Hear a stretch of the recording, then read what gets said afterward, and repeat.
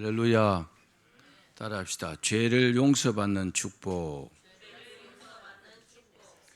제가 옛날에 국민학교 다닐 때 선생님들이 아주 엄했습니다.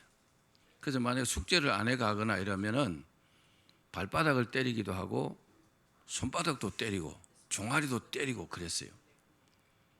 근데 늘 숙제 검사를 합니다, 선생님이.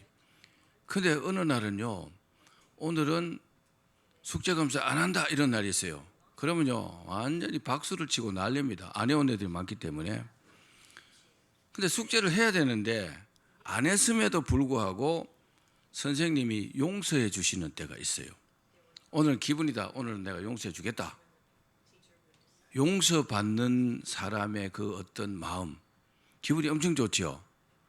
또 저는 살아오면서 지금까지요, 잘못을 저지르고 용서받은 일이 많이 있습니다. 어떤 일은 작은 일, 어떤 일은 큰 일. 그 용서를 받았을 때의 그 느낌, 여러분도 아실 겁니다. 오늘은 죄를 용서받는 축복에 대해서 말씀드릴 때 큰 은혜를 받기를 바랍니다. 죽음과 이 사후 세계와 가장 밀접한 관계가 있는 것은 뭘까요? 죄입니다. 문제는 죽음과 사후 세계는 누구나 가야 합니다. 누구나 죽죠? 누구나 사후 세계로 가야 됩니다. 그런데 문제가 뭡니까? 그 죽음과 사후 세계에 대해서 확실하게 확인할 수 있는 방법은 없다는 겁니다. 없잖아요? 그래서 한마디로 뭡니까? 잘 모릅니다. 알 수가 없습니다. 그러나 죽음과 사후 세계에 대해서 무엇보다도 관심이 많은 것이 사실입니다. 나 언제 죽을까? 죽으면 어떻게 될까? 정말 천국이 있고 지옥이 있을까? 뭐 그런 생각 하잖아요. 이것을 확인하려고 하는 학문이 죽음학입니다. 죽음학이라는 학문이 있습니다. 죽음학에서 연구 대상으로 삼는 것은 임사체험자들의 증언입니다. 임사체험이 무슨 말이냐? 의학적으로 죽은 뒤에 다시 살아난 사람들이 말하는 그 주장입니다. 문제는 이 임사체험자들의 이야기가요, 서로 너무 많이 다르다는 겁니다. 이 사람은 이렇게 말하고 저 사람은 저렇게 말한다는 겁니다.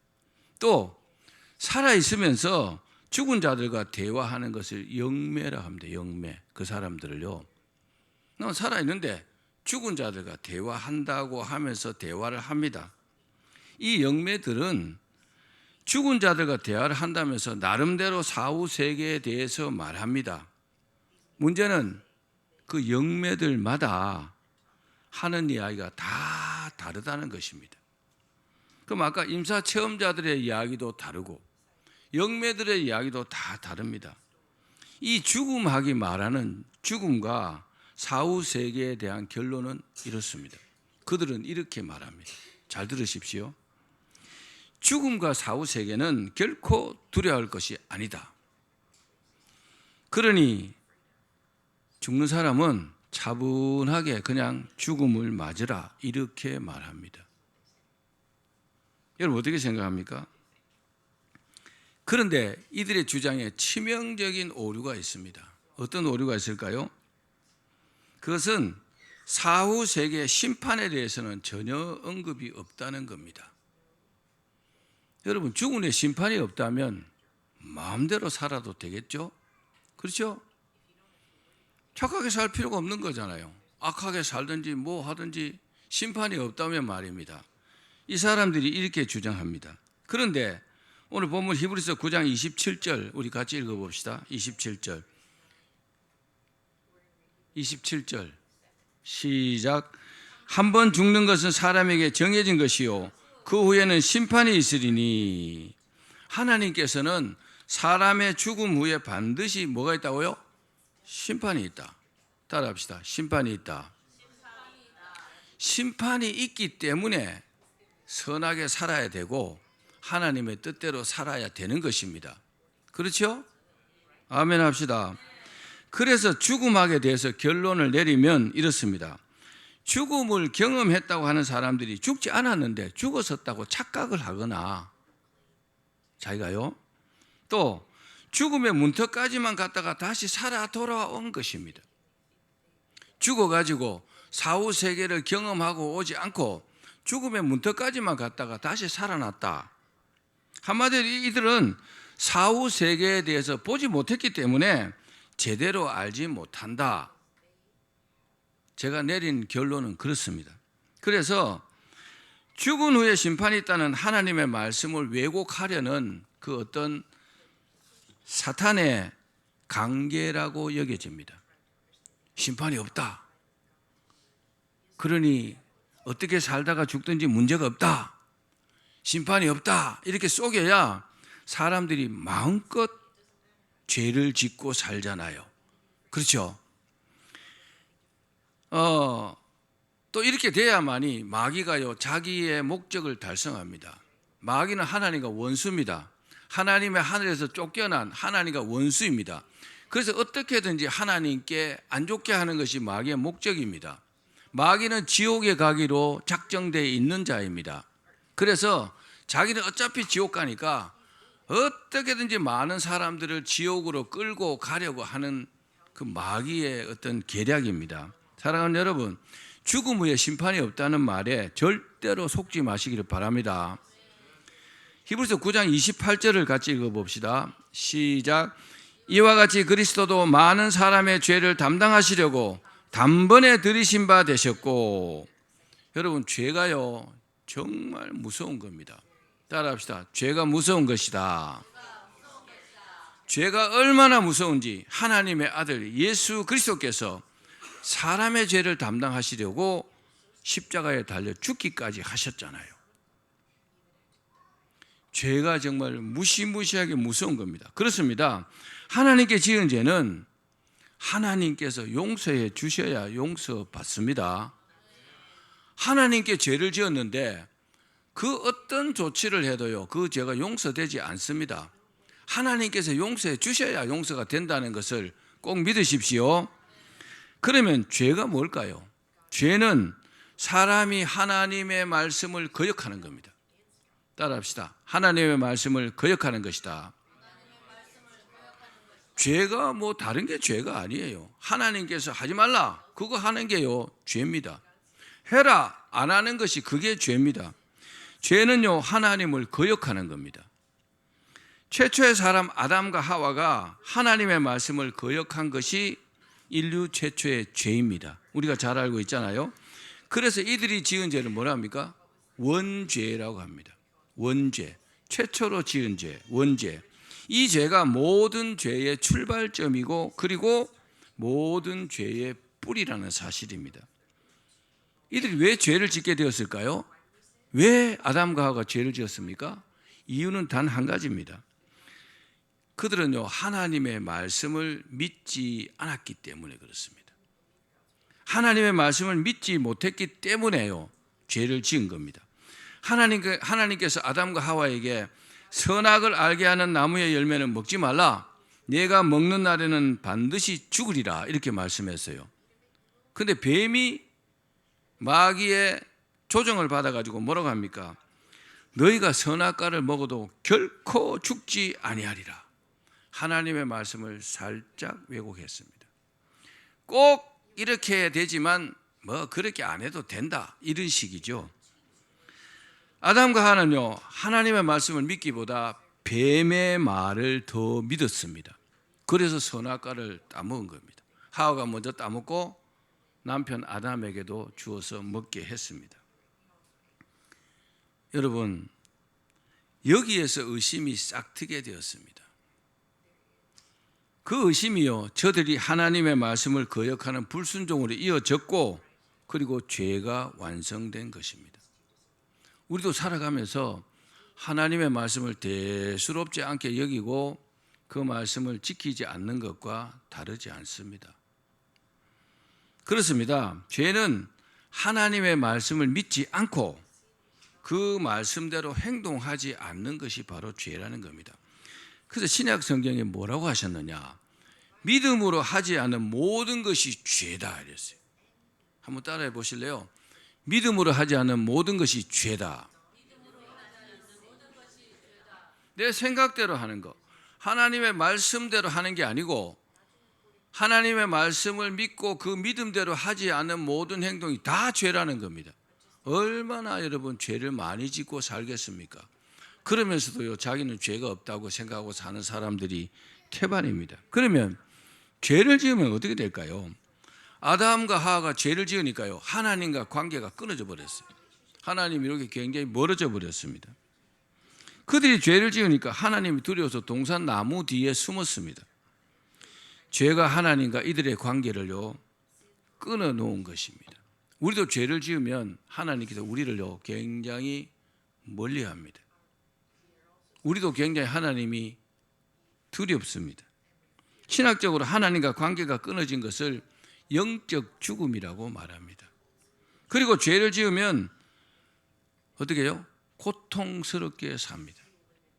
실제로 여러분, 죄를 많이 짓고 사는 사람들이 마음부터 근심이잖아요. 그렇죠? 뭐 사람을 죽였다 그리고 도망가면 편히 살 수 있습니까? 편히 살 수 없습니다. 굉장히 불안합니다. 언제 자기가 잡혀갈까 두려워합니다. 고통 중에 사는 거죠. 그리고 결국은 죽습니다. 그래서 뭐라고 했느냐? 죄의 삭은 사망이다 그랬습니다. 자, 창세기 3장 19절을 우리 같이 읽어봅시다. 시작. 내가 흙으로 돌아갈 때까지 얼굴에 땀을 흘려야 먹을 것을 먹으리니 내가 그것에서 취함을 입었음이라. 너는 흙이니 흙으로 돌아갈 것이니라. 아담과 하와가요, 범죄 이후에 사는 것 자체가 사실은 고통이었습니다. 먹고 사는 것 자체가 고통이었다고요. 그리고 하나님께서 너희들은 결국은 죽게 될 것이다. 흙이니 흙으로 돌아갈 것이라고 말씀하셨습니다. 그렇습니다. 죄를 지으면요, 사는 것 자체가 고통입니다. 고통스럽습니다. 우리도 먹고 살기 힘들잖아요. 그렇죠? 매일 놀아도 되는 게 아니잖아요. 땀 흘려 일해야 되잖아요. 힘들게 일해야 되잖아요. 괴롭게 일해야 되잖아요. 결국 죽지 않아도 되었었는데 죄를 지어서요, 육체적인 죽음으로 끝나게 된 것입니다. 사람은 원래 죽는 존재가 아니었다고 합니다. 그런데 죄를 지었기 때문에 죽게 되었다는 겁니다. 우리 히브리서 9장 27절을 다시 한번 읽읍시다. 시작. 한 번 죽는 것은 사람에게 정해진 것이요 그 후에는 심판이 있으리니. 사람이 살아있는 거 참 좋죠. 그런데 정말 무서운 것은 뭡니까? 사람이요, 죽게 된다는 겁니다. 육체적으로 다 죽게 된다는 겁니다. 이것을 모르는 우리는 아무도 없습니다. 다 알고 있음에도 불구하고 죽음에 대해서는 심각하게 별로 생각지 않습니다. 왜요? 아직 나는 살아있으니까. 젊은 사람일수록 더 그렇습니다. 나는 아직 멀었는데 뭐. 근데요, 올 때는 순서가 있어도 갈 때는 순서가 없다 그러잖아요. 하나님 데려가시면 가는 겁니다. 기억하십시오. 그래서 뭡니까? 이처럼요, 죄는 아주 심각합니다. 여러분, 죄가 심각하다는 죄의 심각성을 깨닫기를 바랍니다. 그러므로 이런 무서운 죄를 용서받는 것이요, 가장 큰 축복입니다. 죄가 얼마나 무서운지 모릅니다. 이 죄 때문에 지옥 가니까. 죄를 용서받는 것이요, 우리가 이 땅에 살아있는 동안 받는 축복 중에 가장 큰 축복입니다. 히브리서 9장 26절을 읽어봅시다. 시작. 이제 자기를 단번에 제물로 드려 죄를 없이 하시려고 세상 끝에 나타나셨느니라. 아멘. 하나님의 아들이신 예수 그리스도께서 우리 죄를 용서하시기 위해서 이 땅에 오셨다는 겁니다. 이건요, 용서받는 사람의 입장에서는요, 이보다 큰 복이 없는 거죠. 그렇죠? 성경에 1만 달란트 탕감받는 자 이야기 나오죠. 1만 달란트는요, 금 1만 달란트는 갚을 수 없는 돈입니다. 그런데 주인이 불쌍히 여겨가지고 돈 안 받겠다, 탕감해 줬어요. 어마어마한 축복이죠. 그런데 예수님께서 오셔서 우리를 용서해 주시는 것은 그것과 비교할 수 없을 만큼의 엄청난 축복입니다. 이 지구상에 70억이 넘는 사람이 살고 있어요. 그런데 정말 하나님을 믿음으로, 올바른 믿음으로 믿는 사람들은 그렇게 많지 않습니다. 그 수많은 사람들 가운데 우리가 포함되었다는 것은요, 정말 큰 축복입니다. 여러분 꼭 기억하길 바랍니다. 예수님께서 이 땅에 오신 것은 이 말씀처럼 우리에게 엄청난 하나님의 축복입니다. 사람들이요, 예수님 오셔 주시옵소서 그렇게 해서 오신 게 아닙니다. 그렇죠? 누가 우리가 그렇게 오시라고 한 적이 있습니까? 없었잖아요. 없었음에도 불구하고 예수님 오셨잖아요. 또 우리의 행위가 그 죄사함을 받아야 할 조건과 이유가 전혀 없습니다. 사람은요 정말 악한 존재들입니다. 정말 악합니다. 말도 못하게 악합니다. 우리가요 하나님 앞에 늘 회개하고 살지 않으면 그 모습이 너무 악해서 보지도 못할 겁니다. 사람은 그런 존재입니다. 그러므로 예수님께서 이 땅에 오신 것은 우리를 긍휼히 여기신, 따라합시다, 하나님의 일방적인 은혜이다. 우리가 예수님 보고 오셔달라고 하지도 않았고, 그죠? 우리가 뭐 어떤 구원받을 만한 어떤 선한 행위도 못했는데 하나님께서 우리를 구원하시려고 일방적으로 예수님을 보내셨다는 겁니다. 에베소서 2장 8절도 읽어봅시다. 시작. 너희는 그 은혜에 의하여 믿음으로 말미암아 구원을 받았으니 이것은 너희에게서 난 것이 아니요 하나님의 선물이라. 우리 죄를 용서받고 구원받은 것은 우리의 노력이나 자격으로 된 것이 아닙니다. 이것은 전적인 하나님의 은혜요 하나님의 축복의 선물로 받게 된 것입니다.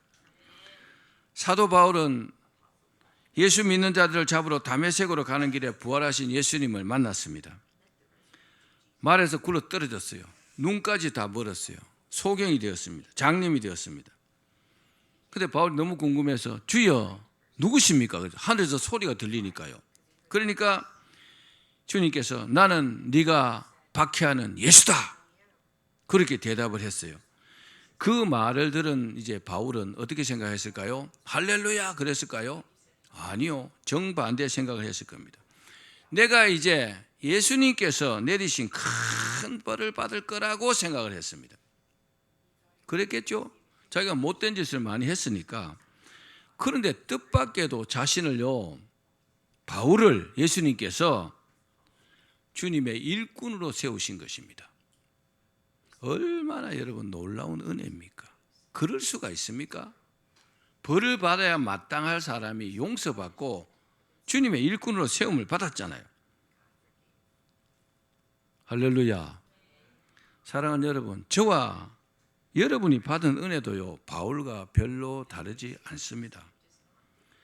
우리가 뭐 다메섹에 말 타고든 바울처럼 말에서 굴러 떨어져가 소경으로 있다가 뭐 눈을 뜨고 이런 체험은 안 했지만 하나님께서 예정하셔서 우리를 부르셔서 구원하지 않았다면 우리는요 이 자리에 앉아 있을 수 없었을 겁니다. 그 사실을 여러분 꼭 기억하기를 바랍니다. 마지막으로 죄 용서의 은혜를 한번 살펴볼게요. 예수님께서 이 땅에 오신 이유는 죄를 없이 하시려고 오셨다 그랬어요. 따라합시다. 죄를 없이 하시려고. 한마디로 죄인들의 죄를 용서하시기 위해서, 용서해 주시기 위해서 이 땅에 오셨다는 겁니다. 여러분, 그런데 사람들이요, 수많은 사람들이 자기가 죄인인 줄 모릅니다. 그래서 당신 죄인이야 그러면 벌쩍 듭니다. 내가 무슨 죄를 지었어? 진짜로 그럽니다. 죄인이라면 굉장히 싫어합니다. 왜요? 죄 지으면 죄인이라 그러면 깜빵에 가야 되니까. 자기는요 세상 법을 다 지키고 살기 때문에 죄가 없다고 생각합니다. 그러나 이 사람들이 모르고 있는 것이 뭡니까? 모르고 있는 것이 바로 하나님의 법입니다. 자신이 하나님의 법의 죄인이라는 사실을 모르기 때문에 죄인이 아니라고 말합니다. 세상 법이 있지만 하나님께서 만드신 하나님의 법이 있습니다. 그러나 이 사람들이 하나님의 부르심을 받고 하나님을 믿게 되면 상황이요 전혀 달라집니다. 베드로도 이 사실을 깨닫고 뭐라고 합니까? 예수의 무릎 앞에 엎드려 이르되 주여 나를 떠나소서 나는 죄인이로소이다 이렇게 고백합니다. 예수님이 누구신지 탁 깨닫게 되면서 자신이 죄인이라는 사실을 알게 되었다는 겁니다. 우리도 예수님을 몰랐으면요, 우리가 죄인인 줄 몰랐을지도 모릅니다. 바울은 이 사실을 깨닫고 뭐라고 합니까? 나는 죄인 중에 괴수다. 그렇습니다. 죄의 용서는요, 내가 죄인이다 라는 사실을 깨닫는 데부터서 시작합니다. 자기가 죄인이라는 사실을 깨닫지 못하면 절대로 죄를 용서받지 못합니다. 왜요? 자기가 죄인이라는 사실을 인정하지 않으면 그 죄에 대해서 회개하지도 않을 것이고, 그 죄 회개를 안 했으니까 그 죄도 용서가 안 되기 때문에 그렇습니다. 그래서 그걸 뭐라고 합니까? 믿음이라고 말하죠. 하나님께서 보내신 하나님의 아들 예수 그리스도를 내가 믿는 거죠. 뭘 믿어요? 내가 회개하면 그분께서 내 죄를 용서해 주신다는 것을 믿는 것이 믿음이잖아요. 여러분, 회개해야 용서를 받습니다. 그렇습니다. 죄의 용서는요, 자신이 죄인이라는 사실을 깨달으면서 시작되는 겁니다. 그렇죠? 내가 죄인입니다. 내가 죄인입니다. 한번 따라합시다. 나도 죄인입니다. 그 사실을 딱 깨닫게 되면 성령님의 책망을 알게 됩니다. 아, 내가 잘못했구나. 자기가 죄인임을 알게 된다는 겁니다. 그러므로 내가 하나님 앞에 죄인이라는 사실은요, 큰 축복이라는 것을 여러분 기억하기를 바랍니다. 그러면 죄인의 죄가 어떻게 용서가 될까요? 어떻게 하면 용서가 됩니까? 너무 간단합니다. 자기가 죄인이라는 사실을 깨달은 사람이요, 진심으로 하나님 앞에 예수 그리스도 이름으로 회개하는 겁니다. 그동안 하나님을 모르고 마음대로 살았던 모든 행위에 대해서 진심으로 회개해야 합니다. 그리고 이제부터 오직 하나님의 말씀을 믿고 하나님의 말씀대로 살겠다고 약속하는 것입니다. 자, 우리 이사야서 1장 18절도 읽어봅시다. 시작. 여호와께서 말씀하시되 오라 우리가 서로 변론하자. 너희의 죄가 주홍 같을지라도 눈과 같이 희어질 것이요 진홍같이 붉을지라도 양털같이 희게 되리라. 아멘. 이렇게 죄 용서를 받고 나면 하나님의 관계가요 싹 회복됩니다. 우리가 죄인으로 살면 하나님과 원수지면서 사는 겁니다. 하나님과 원수짓고 무슨 축복을 받겠습니까? 그러나 하나님께 진심으로 회개하고 용서받으면 하나님께서 우리를 좋게 여깁니다. 우리를 이쁘게 여깁니다. 왜냐? 하나님과 우리 사이를 가로막고 있던 죄가요 사라져 버렸기 때문에 하나님과 우리 사이가 이제 허물이 없어진 것이죠. 이제부터 하나님께 더 가까이 나아갈 수 있게 되었다는 겁니다. 또 하나님과 영적인 교제를 나눌 수 있고 하나님의 도우심으로 능력 있는 삶을 살게 되는 것입니다. 여러분, 실제로 세상에 살면서 막 큰 어려움이 있을 때 믿는 사람들은요 하나님께 도와달라고 기도합니다. 그게 여러분 얼마나 큰 축복입니까? 믿지 않는 사람들은요 하나님을 믿지 않기 때문에 사람을 찾아다닙니다. 도와달라고. 근데 찾아다닐 사람 없으면 어떻게 해요? 낙심합니다. 낭망합니다. 그래서 안 되면 어떻게 합니까? 술을 마십니다. 마약도 합니다. 자포자기합니다. 심지어는요 자살까지도 하는 겁니다. 왜요? 믿을 만한 구석이 없으니까. 그러나 믿는 사람들은 하나님께 도움을 요청할 수 있다는 것이 큰 축복입니다. 무엇보다도 죄 용서를 받으면 죽음에 대한 두려움이 사라집니다. 아멘. 언제 죽어도요 나는 천국 갈 확신이 있기 때문에 죽음에 대한 두려움이 사라집니다. 또 미래에 대한 어떤 불안도 사라집니다. 이제부터요 평안과 기쁨으로 살게 됩니다. 나의 삶이 어떠하든지요 평안과 기쁨 가운데 살 수 있게 된다는 겁니다. 왜냐? 이제부터는요 저 영원한 천국을 소망하며 살 수 있게 되었기 때문에 그렇습니다. 여러분, 제가 묻겠습니다. 큰 소리로 대답하십시오. 여러분, 예수님을 믿습니까? 확실하게 그러면 천국 간다는 사실도 믿으십시오. 그러므로 두려워하지 마시기 바랍니다. 하나님께서 평안과 기쁨을 주십니다. 그 믿음을 가지신 분들이 올바른 믿음을 가진 사람들입니다. 말씀을 맺겠습니다. 사랑하는 여러분, 우리 모두도 다 죄인이라는 사실을 깨닫기를 바랍니다. 그리고 우리를 용서하시기 위해서 예수님께서 이 땅에 오셨다는 것을 믿으시길 바랍니다. 그리고 하나님을 모르고 또 하나님의 말씀을 거역하고 살았던 그 모든 죄에 대해서 진심으로 회개하시기를 바랍니다. 그러면 하나님과의 관계가 회복이 될 것입니다. 그리고 평안하고 형통한 삶을 살게 될 줄로 믿습니다. 다 그렇게 되시기를 주님의 이름으로 축원합니다.